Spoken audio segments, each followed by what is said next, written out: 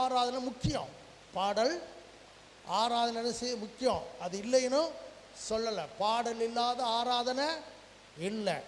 ஆனால் மற்றதை என்ன செய்ய மாட்டேங்கிறோம், பயன்படுத்த மாட்டோமே.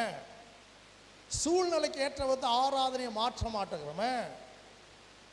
ஆவியானவர் நம்ம என்ன செய்ய மாட்டேங்கிறோம், விட்டு கொடுக்க மாட்டேங்கிறோமே. ஆமென்.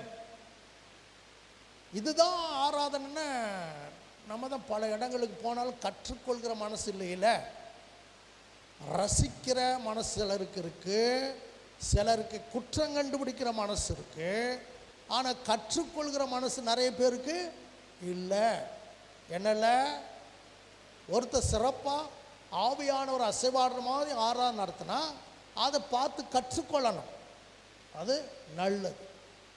எப்படி பாடுறாங்க, எப்படி ஆராதனை நடத்துகிறாங்க என்பதை பார்த்தா அதை கற்றுக்கொள்ளணும். சிலர் அதை கற்றுக்கொள்ளாமல் ரசித்துட்டு வந்துடுறாங்க ஒழிய. நல்லா பாடினாங்க, நல்லா பாடினாங்க, ரசித்தாங்கள ஒழிய அவங்கள போல நம்மளும் ஆராதிக்கணுமே, அவங்கள போல நம்மளும் துதிக்கணுமே, இன்னும் வர மாட்டேங்குது.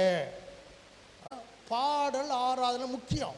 பாடல் ஆராதனை முக்கியம். அது இல்லைன்னு சொல்லலை. பாடல் இல்லாத ஆராதனை இல்லை. ஆனால் மற்றதை என்ன செய்ய மாட்டேங்கிறோம், பயன்படுத்த மாட்டோமே. சூழ்நிலைக்கு ஏற்றவத்து ஆராதனையை மாற்ற மாட்டேங்கிறோமே.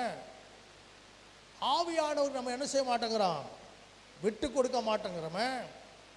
ஆமென். இதுதான் ஆராதனைன்னு நம்ம தான் பல இடங்களுக்கு போனாலும் கற்றுக்கொள்கிற மனசு இல்லையில. ரசிக்கிற மனசு சிலருக்கு இருக்கு, சிலருக்கு குற்றம் கண்டுபிடிக்கிற மனசு இருக்கு. ஆனால் கற்றுக்கொள்கிற மனசு நிறைய பேருக்கு இல்லை. என்னல்ல, ஒருத்தர் சிறப்பாக ஆவியானவர் அசைவாடுற மாதிரி ஆராதனை நடத்தினா அதை பார்த்து கற்றுக்கொள்ளணும். அது நல்லது. எப்படி பாடுறாங்க, எப்படி ஆராதனை நடத்துகிறாங்க என்பதை பார்த்தா அதை கற்றுக்கொள்ளணும்.